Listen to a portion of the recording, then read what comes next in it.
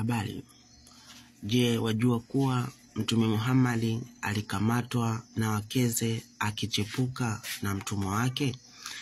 Ndio mwanzo wa Qur'ani sura 66 mstari wa kwanza kushuka ili kumkanya mtume kuhalamisha vitu ambavyo Mwenyezi Mungu amemhalalishia. Karibu.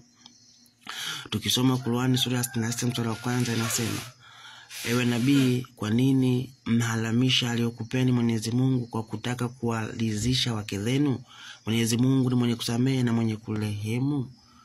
Kwa hiyo baada ya mtume kwenda kinyume na amri Allah kwa vitu alivyohalalishiwa, kwamba yeye ana ruhusa ya kuwa na mwanamke yote anayemtaka, yeye baada ya kukamatwa akichepuka na mtumwa wake mbele ya wakeze wawili, Hafsa pamoja na Aisha, ikabidi halamishe sasa kuwa hatokuwa tena kimahusiano na mwanamke huyo ambaye ni mtumwa.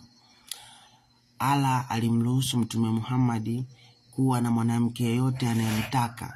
Katika Qur'ani sura 63 mstari wa 50 inasema: Ewe mtume, tumekuruhusu wake zako uliowapa mahari yao na uliopewa tayari na Mwenyezi Mungu, na mabinti wa ami yako baba zako, na mabinti wa ami ya mama yako, na mabinti wa shangazi zako waliohama pamoja nawe, na muumini mwanamke ambaye amejitolea nafsi yake kwa ajili ya nabii tu na asipotaka kuolewa na mtume tu. Kwa hiyo Allah alimpa ruhusa Mtume Muhammad kuwa na mwanamke yote anayemtaka, lakini baada ya kukamatwa akichepuka na mtumwa wake ikabidi atengue amri ya Allah. Ndio maana Allah anamwambia, kwa nini unahalamisha vitu ambavyo Allah amekuhalalishia?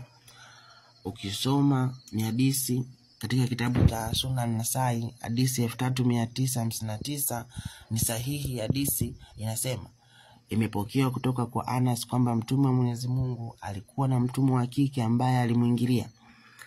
Kwa hiyo Mtume Muhammad alikuwa akimuingilia au akifanya mapenzi na mtumwa wake, lakini Aisha na Hafsa hawakumuacha peke yake mpaka aseme kwamba amehalamishiwa kwake. Kwa ndio maana aya inashuka kumwambia mtume, kwa nini unahalamisha vitu ambavyo Mwenyezi Mungu amekuhalalishia? Kwa hiyo hii hadithi inatuthibitishia kwamba sura ya Qur'ani 66 mstari wake wa kwanza ni baada ya Mtume Muhammad kuchepuka na mtumwa wake, ndiyo Allah anashuka sasa kumwambia, vitu ambavyo nimekuhalalishia, kwa nini unavihalamisha? Ili